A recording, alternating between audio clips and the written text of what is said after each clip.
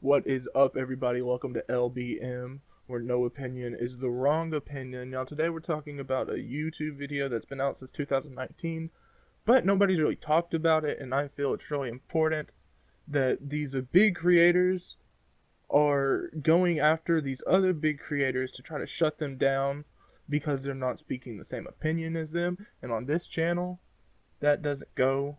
I don't care if you're left or you're right. Everybody needs to speak their opinion. This so-called YouTube video, it's actually more of a dumpster fire, is from Insider, who is not the best YouTube channel. I've never ever liked a video from them, but it's called How YouTube Allows Harassment on This Site. He's talking about a video from a more right-leaning, he's not a conservative, I'd call him more of a right-leaning YouTuber named Steven Crowder, who I watch, but I also watch many other people. You gotta form your own opinions. You can't have the same opinions as everybody else, or opinions and facts get twisted and everything gets messed up. And that's just not how we like it around here. Facts are facts, and that's the end of it. Now, in this video, they talk about the Steven Crowder man, and how they think that him making fun of somebody from Vox is not okay. But I've seen Vox videos, and they have a thing for taking jabs at people they don't want to, but it's perfectly fine whenever they do it. Because Vox and Insider have the same opinion. And you'll see that if you go to their channels and basically look at any political stance they have. They're basically, you know, the same channel.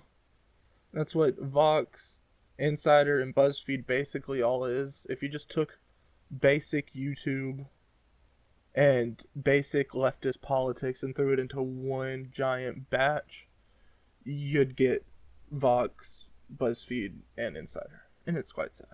But now that I'm done with this rant, let's get into the video. YouTube is arguably the biggest and most influential social media platform in existence. But gone are the days when YouTube's primary export was funny cat videos. Today, YouTube is the primary platform for just about every topic of video, from workout tutorials to beauty guru feuds, and this. There's a lot of cool stuff in here, but I am not an energy policy expert, so I have questions. What were you holding, Gay Latino from Vox? This first clip is very interesting because what Insider is doing is they're trying to demonize him so his points don't matter.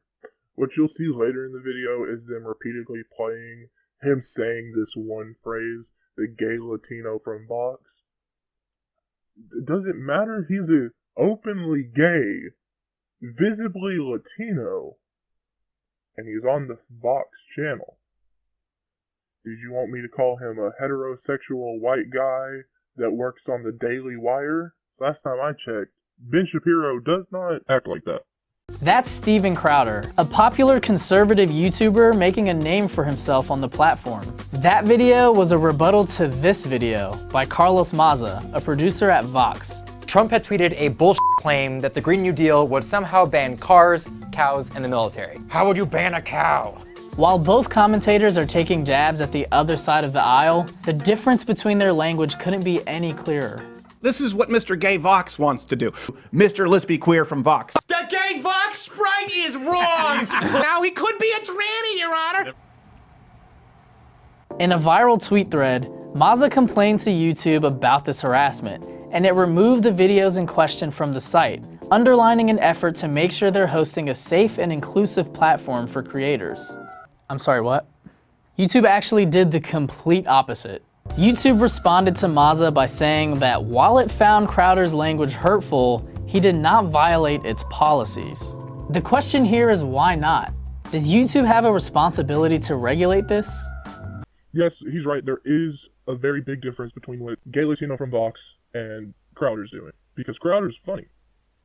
Gay Latino from Vox, he did an impression that was bad and made a face. I mean, like, whenever I was 5, I might have thought that was funny.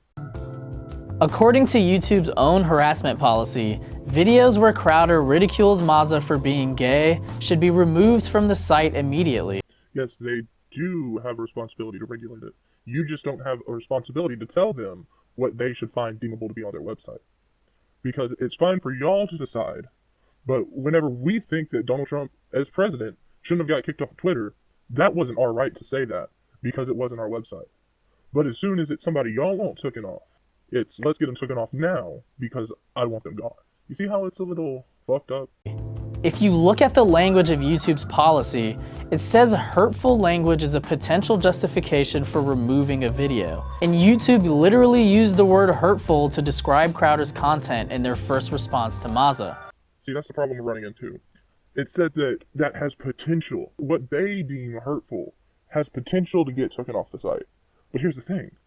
Not everybody deems the same thing as hurtful. So you deem facts as hurtful. I deem insults as hurtful. And you're the one saying that being a gay Latino that works for Vox is apparently an insult. We're not saying that. We're just stating facts. He's a gay Latino who works for Vox.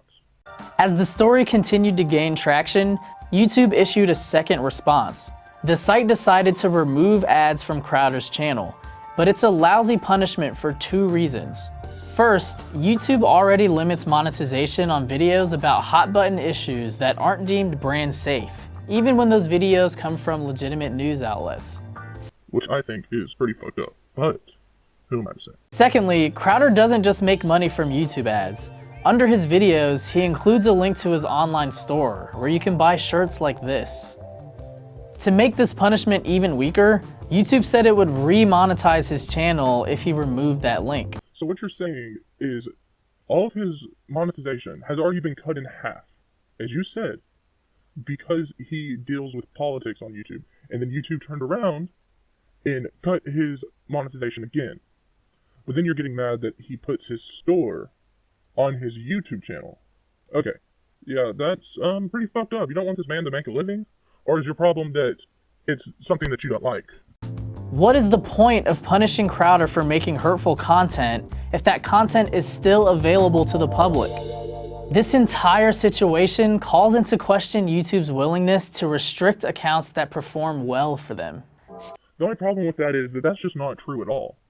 See, you have all these other creators who are making way more views than Louder with Crowder, yet getting taken off every single day just because they don't have the same opinion as gay Latino at Vox. That's how YouTube works. They don't just go off of who makes them the most money. They go off of who's going to pay them more to stay on their site.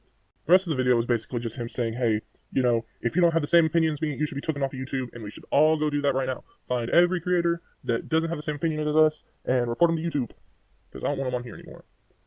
Well, here's the thing. It's not the Insider's website. You don't get to choose what's on YouTube. Just because you don't like something on here doesn't mean that you get to change it. But the whole victim thing that y'all have going on, nobody's falling for it. We all know that Vox and Insiders have also made fun of a lot of people the same way. It's just that now that the other people are doing it, it's not okay. And that's what's hard for little creators like me. I don't know if you can tell, but my voice is masked for reasons. Because I'm scared of the whiplash that's going to come on if people found out who I was, that I was talking against the government now.